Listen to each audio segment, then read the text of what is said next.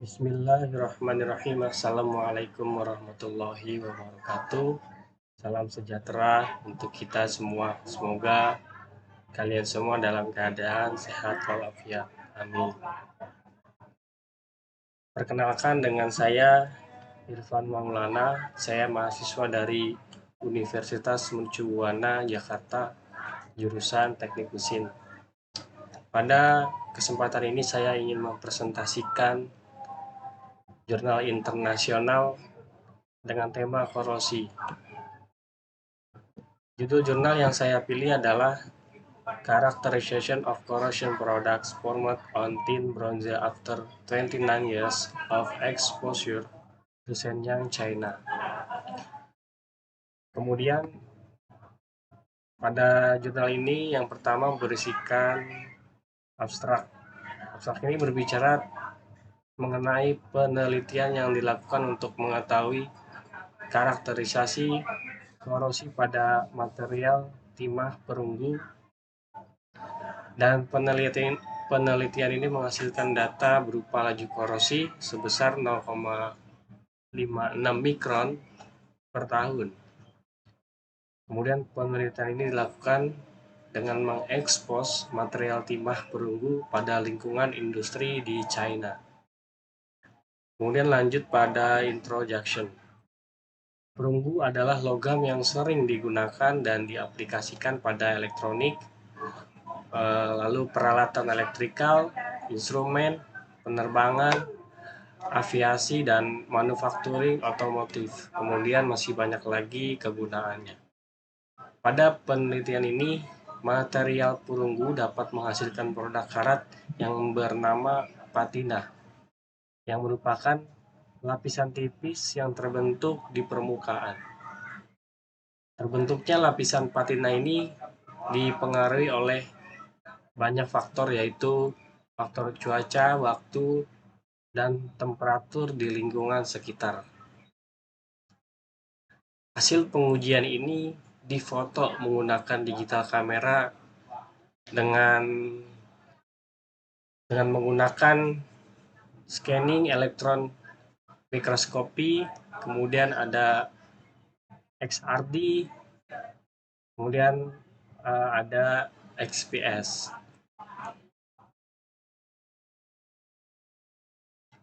Kemudian bagian kedua adalah eksperimen. Eksperimen ini dilakukan dari bulan Oktober tahun 1992 sampai dengan September 2021. Eksperimen ini menggunakan plat material timah perunggu dengan ukuran 200 kali 100 mili dengan komposisi material yang tertera pada tabel 1, yaitu ada timah, silikon, fosfor, seng, dan tembaga. Sampel ini diletakkan dalam suatu ketinggian dan akan ada dua sisi yang terekspos, yaitu sisi bagian atas dan sisi bagian bawah. Sisi bagian atas itu disebut dengan skyward dan sisi yang menghadap ke bawah disebut veilward. Kemudian lanjut pada bagian metode. Pada penelitian ini, metode yang dilakukan adalah menggunakan mass loss, yaitu menghitung berat awal spesimen sebelum pengujian dikurangi dengan berat akhir setelah pengujian, yang nantinya akan diketahui berapa gram yang kehilangan logam. Kemudian karakterisasi produk korosi. Hasil pengujian ini, sampel yang terkorosi yaitu pada bagian skyward dan veilward yang diamati dengan menggunakan kamera digital Nikon D50.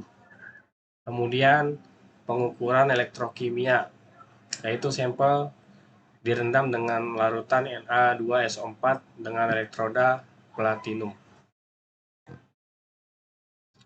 Kemudian lanjut pada bagian hasil, yaitu corrosion rate atau laju korosi. Dari hasil pengujian ini dapat menentukan laju korosi per tahunnya dengan menggunakan rumus 10.000 dikali dengan massa awal dikurangi dengan massa air, kemudian dibagi dengan massa jenis material, lalu dikali dengan luas area dan dikalikan dengan waktu pengujian.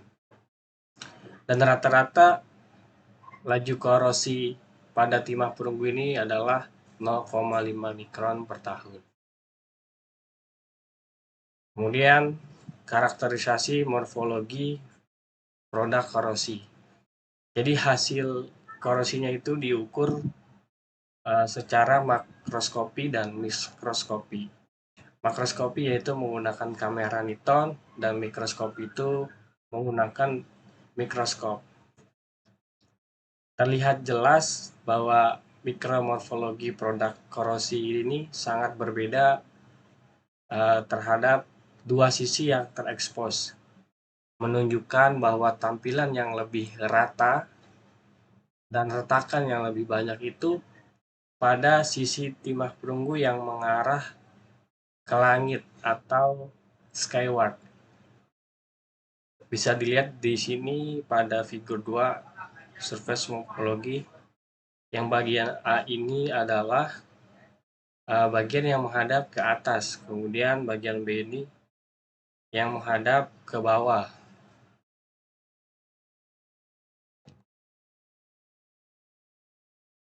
Oke. Kemudian ada struktur dan elemen pada korosi patina di antara dua sisi, skyward dan viewward.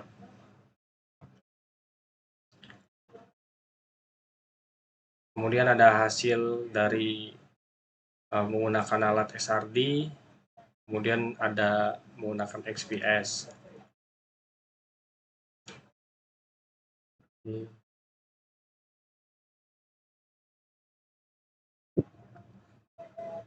Kemudian lanjut pada bagian akhir, yaitu kesimpulan.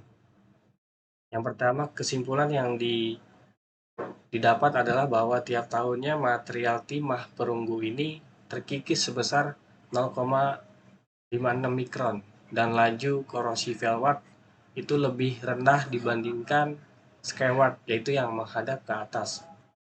Kemudian kesimpulan yang kedua adalah produk korosi pada bagian velward itu terdapat Cu2O tembaga oksida, kemudian ada Cu4SO4 OH6 boron kantit, kemudian CuSO4 tembaga juga dikenal dengan cupri sulfat.